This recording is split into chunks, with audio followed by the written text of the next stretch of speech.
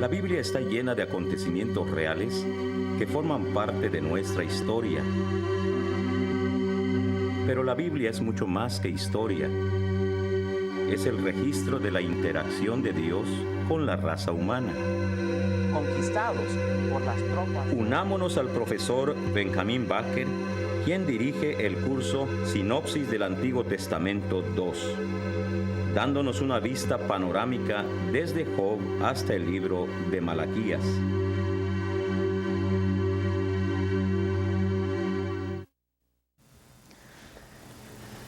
Yo sé que mi Redentor vive y al final se levantará sobre el polvo. Hola mi amigo, estoy leyendo el libro de Job. ¿Me quiere acompañar? Este libro tiene algunos de los escritos de prosa más antiguos y más bellos del mundo. Vamos a averiguar todo lo que podemos sobre este libro interesante. Tendremos que ir rápido para poder tocar sobre los puntos más importantes, porque nos toca apretar los 42 capítulos en una sola media hora. Ahora, recuerde que en el episodio previo a este, hablamos de la clasificación hebrea de los libros del Antiguo Testamento.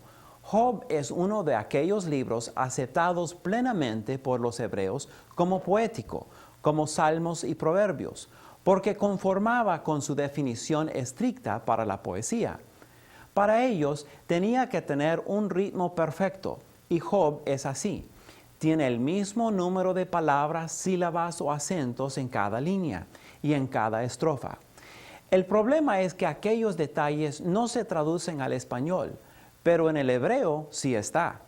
Recuerde también que en la poesía hebrea no hay rima fonética, sino algo mucho más complicado. Hace rima conceptual. Es una rima de ideas. No es muy fácil escribir así, ¿verdad? Nadie puede decir que la gente en aquel tiempo fue tan primitiva. Job muestra un excelente desarrollo intelectual. Job es un libro introductorio en 3 diferentes sentidos. 1, porque es el primer libro de los libros de sabiduría. Job, Proverbios, Eclesiastés. 2, porque es el primero de los 5 libros poéticos. Y 3, porque es el primer libro que no es histórico. Esto hace que Job sea un clásico. Tome por ejemplo el hecho de que viene en secuencia después de Esther. Tal vez hay algo significativo en el hecho de que Esther es el último de los históricos y Job es el primero de los poéticos. Escuche algunas comparaciones. Los dos son dramas. En Esther, la heroína va de la pobreza a la riqueza y de esa manera sirve a Dios y a su pueblo. En Job, el héroe va de la riqueza a la pobreza porque así Dios lo quiso usar.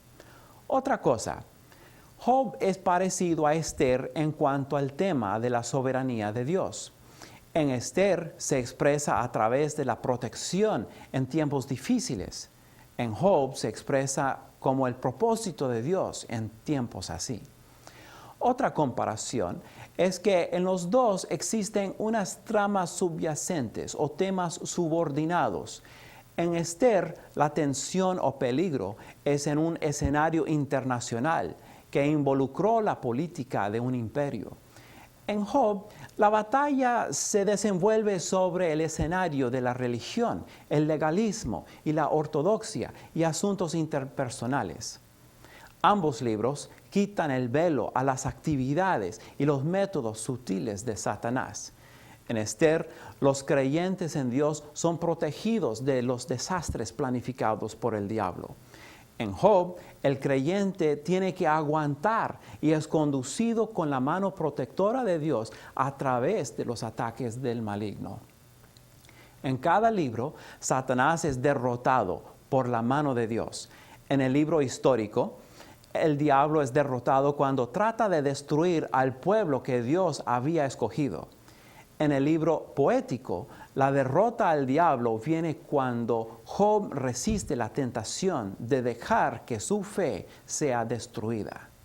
Hay tantas cosas para discutir sobre este libro precioso. Contiene algunas revelaciones de Dios que prácticamente son únicas en la Biblia. Nos muestra que la gente que vivía en tiempos muy antiguos conocía a Dios de una manera diferente a nosotros, pero no menos profundo. Vamos a ver qué cosas nos pueden ayudar a entender mejor este precioso poema.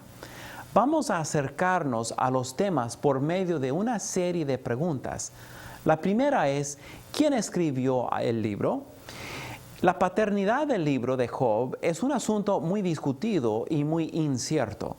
Dado que el libro nunca dice quién escribe, es posible que Job mismo lo escribió. Ezequiel y Santiago mencionan a Job en sus libros, pero no dicen directamente que lo escribió. Un argumento con menos apoyo es que Eliú lo escribió porque Job 32:6 en adelante habla en yo, la primera persona singular. Pero cuando usted lee el pasaje, notará que realmente cualquier autor lo hubiera escrito así. Otra posibilidad para el autor es Moisés. Esto es porque la tradición histórica de los judíos es muy fuerte sobre el punto. En la sección llamada Baba Batra del Talmud lo dice: se supone que Moisés o conoció a Job o supo de su historia en los 40 años que estaba pastoreando las ovejas y aprendiendo de su suegro Jetro. Éxodo 18:1 dice que Jetro era sacerdote. Entonces, es posible que aprendió ciertas cosas allá en el desierto. Otras tradiciones dicen que Moisés escribió solamente la introducción y la conclusión y que redactó el cuerpo de documentos más antiguos. En este caso, la fecha hubiera sido a principios del siglo XV, o sea, 1470 a.C. Otra posibilidad es que fue escrito en los tiempos del Reino Unido, o sea, de los reyes David y Salomón. Esto haría que la historia se mantuviera como una tradición oral por siglos, hasta que en aquella época en que reinaba la paz. Además, haría que Salomón, algún escriba de la corte, o el mismo profeta Jeremías se dispusiera a escribir el relato. La verdad es que el estilo y la composición, además el contenido sapiencial, favorecen al tiempo de Salomón, pero no sabemos. Es posible que en aquel tiempo hicieron una revisión a un documento todavía más antiguo y que la inspiración del Espíritu Santo cayó sobre aquellos editores. En este caso, la fecha hubiera sido a mediados del siglo XI, o sea, 1050 años antes de Cristo. Aunque no podemos probar conclusivamente quién es el autor humano, es muy cierto que Dios es el autor divino. Él lo inspiró. Estoy seguro que Satanás no hubiera querido que nosotros supiéramos las cosas reveladas entre estas páginas acerca de él, su carácter y sus actividades. Ahora pasaremos al tema ¿cuál es el sentido del título? En Job esto es muy sencillo. El título aquí simplemente es el protagonista principal en este drama. No es necesariamente el nombre del autor, aunque eso es posible. Es como Esther, porque lleva el nombre del héroe y no del autor. En el hebreo, Job es Iob, pero no hay seguridad en cuanto al origen y el sentido de aquel nombre. Podría significar estar en enemistad u objeto de enemistad. Otros ven una conexión con el idioma árabe. En dado caso, la traducción sería sé restaurado, o vuélvete, o restauración, o arrepiéntete. Todos estos serían muy significativos en el contexto de Job, ya que la historia toma lugar en el norte de Arabia. Esta lógica es muy razonable. Nuestra Biblia solo dice Job porque primero fue traducido así en la Septuaginta y luego en la Vulgata, la misma cosa, pero en latín. Favor de pensar conmigo unos momentos sobre el trasfondo histórico del libro. En verdad es muy curioso. ¿Es nada más un drama o es en verdad una historia verídica? pues todos los conservadores aseveran que Job fue un personaje histórico y que los eventos del libro realmente ocurrieron. No fue simplemente una parábola o una alegoría, que es historia diseñada para enseñar una moraleja. A lo contrario, Job realmente existió y vivió esta situación. Entonces, tenemos que contestar la pregunta, ¿cuándo tomaron lugar los eventos del libro? Primero, por la longevidad de Job, sabemos que vivió en la época después del diluvio, pero antes que Moisés. No sabemos exactamente cuántos años tuvo Job cuando murió, pero el último capítulo dice que vivió 140 años más después de pasar por todos los problemas. Solo tenemos que adivinar los años que pasó criando los primeros 10 hijos para concluir que vivió muchísimos años. Y así fueron los tiempos patriarcales. Yo creo que Job vivió antes o después del tiempo en que nació Abraham, en 2165 a.C. Otros creen que fue un contemporáneo de Abraham. ¿Quién sabe? Es posible que se conocieron. En segundo lugar, es importante notar que Job actúa como sacerdote para la familia. Esto fue un papel normal antes de la institución de la ley, pero no después. Vemos que todos los patriarcas construían altares y suplicaban por sus familias. La tercera razón para creer en la antigüedad de los eventos es la falta de referencia a Moisés, el tabernáculo o a los 10 mandamientos. En todas las discusiones en este libro se esperaría encontrar referencias a la ley o a algún profeta. Finalmente, es interesante que no sabemos si Job fue del mismo linaje que Abraham. Sabemos que el hebreo del escritor es del estilo más antiguo. Eso nos llevaría a un estudio de Génesis 10 y 11 para averiguar los descendientes de Noé. Admitimos que no sabemos algunas cosas. Vamos a tomar otra pregunta difícil. ¿Cuánto tiempo abarca el libro? Es casi imposible ser exacto en esto y tal vez no es una pregunta tan importante. Sabemos que los primeros desastres que vinieron a su vida tomaron lugar en una sucesión rápida, pero luego puede haber un interludio largo en que Satanás está esperando ver si el hombre se va a la derrota o no. Cuando vio que no iba a decidir nada malo en cuanto a su Dios, trajo la plaga sobre su cuerpo. Después tenemos los largos diálogos entre Job y sus amigos. Es posible que lo hicieron todo en un día, pero lo dudo. Es más probable que estos señores le estaban haciendo visitas por un periodo extendido en que Job no hallaba la salud. Piense de cada diálogo como una visita al hospital. Pobre hombre. Finalmente, vemos la conclusión en que Job vive los últimos 140 años felizmente. La siguiente pregunta es, ¿a quiénes fue escrito el libro?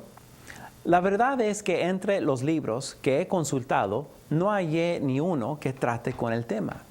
Pero creo que es obvio que las enseñanzas contenidas en este libro fueron de suficiente importancia para que todo hombre de aquel tiempo en adelante debiera conocer de esta revelación de Dios. Ahora, ¿cuál fue el propósito del escritor? Sobre este punto tomo una posición un poco diferente a muchos de los otros comentaristas, aunque en realidad ellos simplemente lo toman por sentado. El propósito que tuvo Dios en darnos esta historia fue para revelar muchas verdades sobre quién es Él. Si fue en realidad, como estoy diciendo, el primer libro de la Biblia, entonces fue un libro de teología fundamental para todos los hombres, aún antes de que la línea hebrea fuera escogida en Abraham. Lo que Dios revela es su soberanía. El estudio sobre el porqué del sufrimiento del justo está incorporado, pero hay que ver el tema desde la perspectiva de que Dios se presenta como omnisciente, omnipresente y omnipotente. Veo 3 propósitos principales en el libro. Principalmente veo que Dios siempre está usando la adversidad alternando con la prosperidad para conducir su pueblo hacia la madurez. Entonces, ¿por qué es que un Dios soberano permite que sus hijos sufran innecesariamente? Realmente la respuesta no es una solución intelectual. Filosóficamente podemos caer en muchas trampas tratando de contestar una pregunta como esa. La única respuesta al problema es una solución espiritual, ya que la guerra entre Satanás y Dios es una guerra espiritual que va mucho más allá de nuestro entendimiento. Así también nuestro sufrimiento es parte de esa guerra. Recuerde que incluido en aquella guerra fue la caída del hombre. Por eso el hombre está en las cadenas del pecado. El segundo gran propósito para Job es para confirmar en la mente de cada creyente que Dios es superior al diablo. Dios tiene la soberanía. Satanás es como un perro bravo, pero está atado por una soga y esa soga está en la mano de Dios. Lo más interesante es que aún los peores ataques son usados por Dios para lograr el mismo propósito de Dios para el bien del creyente. El tercer propósito es para mostrar claramente que a Dios nadie le pone en un cajoncito. Él toma placer en romper las reglas de los legalistas. Dios no sigue las normas de nadie. Tiene sus propias normas y no hay nadie que las entienda perfectamente. Cada vez que nosotros los cristianos pensamos que hemos comprendido la teología, Él nos sacude y nos muestra su gran variedad y su amor infinito. Cuando Job se encontró con Dios, no demandó respuestas, sino que se sometió humildemente a su Dios. ¿En dónde tomaron lugar los eventos del libro? El libro comienza diciendo, hubo en la tierra de Uz. Y eso debe ser fácil, ¿verdad? Lo siento, no lo es. Nadie sabe de un lugar llamado Uz, pero tampoco es de suprema importancia. Sin embargo, interesante para la especulación, eso sí. Como en el caso de la paternidad literaria, todo depende de la época en que fue escrito. La opinión de algunos es que esta tierra tiene relación con la persona de Uz mencionado en Génesis 10:23. Es importante notar que todos los comentaristas están de acuerdo en que fue al este del río Jordán, en alguna parte noroeste del país actual de Arabia. Algunos sugieren que fue hacia el sur este de Sion-Geber. Otros dicen que fue al este de Damasco o del mar Galilea. El relato dice que Elifaz era temanita, lo cual era una ciudad conocida de Arabia. Uz es mencionado 2 veces más en la Biblia por el profeta Jeremías, en sus libros de Jeremías y Lamentaciones. La última pregunta es, ¿de qué se trata el libro? Vamos a estudiar los temas y el contenido. Job es un libro lleno de sabiduría, pero hay tantas cosas que no entendemos. Es cierto que el problema de la aflicción es el tema más pronunciado en el libro, pero ya hemos hablado en la sección del propósito que lo tenemos que tomar desde la perspectiva soberana de Dios. Hermano, no hay duda de que Satanás quiere atacar y destruir al cristiano. Todavía más quiere eliminar al obrero de Dios. Pero si puede desviar al futuro obrero, el que está en la etapa de desarrollo, pues es mejor para él no tener que luchar con ese más tarde. Es lógico y es una buena estrategia. Entonces, esté en alerta, especialmente en su etapa preparatoria. Podemos resistir, confesar, arrepentirnos del mal y también podemos defendernos con la palabra. Otra cosa que se nos olvida es que la alabanza es una tremenda arma contra el enemigo. Vea el caso de Josafat y su ejército y los resultados. Vea el caso de Pablo y Silas en la cárcel y los resultados. No deja duda, es una guerra espiritual. Otro tema muy interesante es la escena junto al trono de Dios que se encuentra en capítulos 1 y 2. Apocalipsis es el último libro de la Biblia y este nos permite ver por unos momentos lo que está pasando en el cielo. Ahora tenemos este libro, que posiblemente es el primer libro de la Biblia, hablando cronológicamente, y tenemos la misma cosa. Es como si Dios estuviera abriendo la cortina de la plataforma para comenzar la revelación de sí mismo, una vez al principio y otra vez al final. Lo bello es comprender el tremendo interés que tiene Dios en la condición y en los asuntos de nosotros los hombres. Su soberanía se destaca fuertemente en cada una de estas revelaciones muy especiales. Otro gran tema encontrado en Job es el fracaso de la ortodoxia muerta. Error fundamental de Elifaz, Bildad y Zofar, los tres amigos, era que pensaban que su riqueza y su salud eran señales de la aceptación de Dios. Es probable que antes de las tragedias Job pensaba igual. Parece que era la forma ortodoxa y para ellos era doctrina sana. Pero los sufrimientos rompieron esa opinión en Job. Hermanos, es muy peligroso cuando estamos satisfechos con nuestros logros espirituales.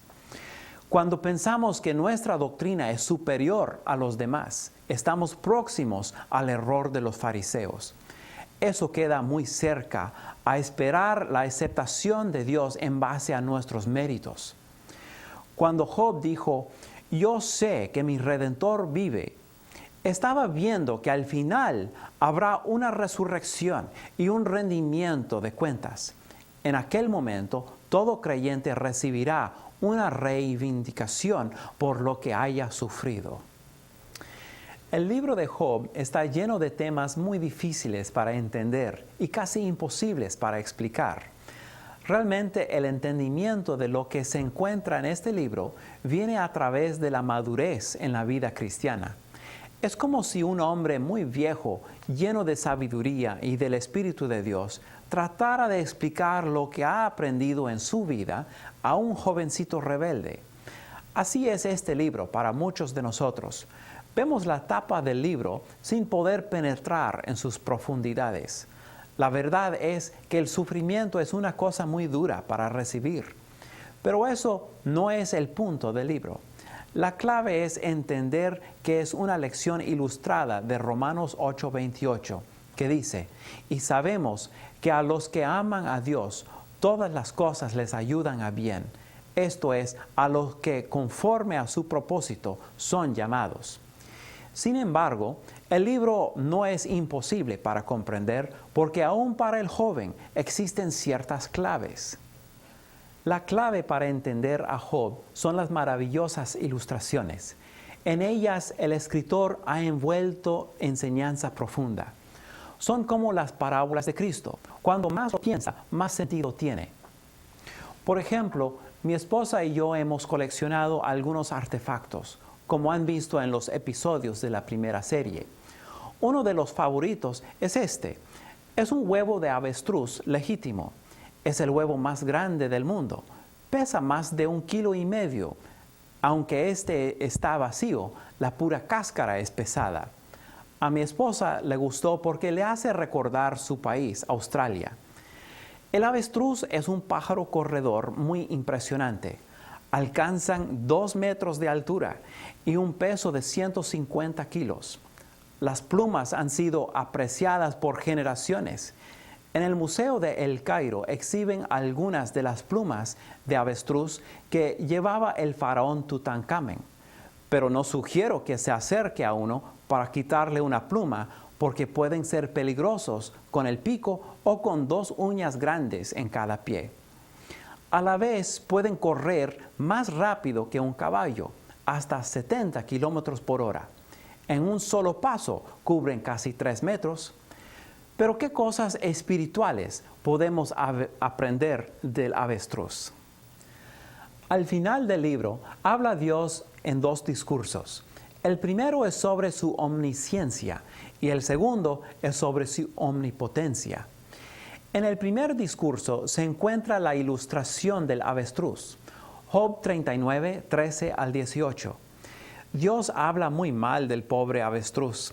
La razón es esta. La familia del avestruz consiste en un macho y 3 hembras. Cuando el macho hace el nido, las hembras ponen sus huevos en un nido común sobre la arena y luego prácticamente abandonan el nido. El calor de la arena juega el papel de incubadora. Claro, nos parece muy primitivo. Es peor, porque a veces si no hay lugar en el nido, la avestruz deja el huevo fuera del nido y a veces no recuerda dónde está y lo pisa. Los árabes tienen un refrán que dice, tan tonto como el avestruz. Pero nosotros sabemos que Dios se glorifica en las cosas humildes. Ahora la aplicación. Dios está diciendo que a pesar del aparente abandono, el avestruz tiene un instinto. Enseña que aún el pájaro más loco está siguiendo el diseño de Dios. Aunque el hombre no lo vea, de la misma manera, dentro de las pruebas de los justos que no nos parecen razonables, se encuentra escondido en lo profundo el diseño sabio de Dios. Hay tiempo para una ilustración más. El camello debe haber sido el animal favorito de Moisés, pues lo menciona como 40 veces solo en el libro de Génesis. En Job hay solo 3 menciones, pero son significativos en cuanto a las bendiciones que Dios tiene para nuestras vidas. De la misma manera como el avestruz, nos toca investigar sobre algunos de estos animales que no pertenecen al hemisferio occidental. Pero el estudio es rendidor en aplicaciones y en entendimiento de la palabra. Para esta ilustración hay que entender que en los países desérticos el camello es considerado el Mercedes-Benz del transporte. Ahora, la primera mención es que Job posee 3,000 de este tipo de Mercedes-Benz. ¡Wow! Es sumamente rico. Pero qué lástima cuando leemos en el versículo 17 que los caldeos vinieron, mataron a todos los criados y robaron a los camellos. Job va desde la opulencia a la bancarrota. La parte bonita viene en el capítulo 42, versículo 12, que nos dice que ya tiene 6,000 camellos. Dios le regresó todo y más, un 200% de sus bienes. Si la idea es esta, si usted está dispuesto a ser un soldado para Cristo y si usted permite que Dios le use y le rinde todos sus derechos, Dios lo usará para triunfar sobre Satanás. Job fue de la tragedia al triunfo. Por ahora no es fácil, pero tarde o temprano, después de la prueba, habrá la recompensa. Sea firme, mi hermano, mi hermana, y confíe en que su Dios tiene todo bajo su control. Bueno, hasta pronto. Favor de prepararse con la lectura de los Salmos. Toca aprenderse el método de leer ligeramente, tratando de captar la idea y el tono de cada salmo. No olvide hacerlo con una oración siempre en sus labios y con su mente alerta, pero sobre todas las cosas con su espíritu abierto y listo para recibir la instrucción del Consolador. Que Dios le bendiga.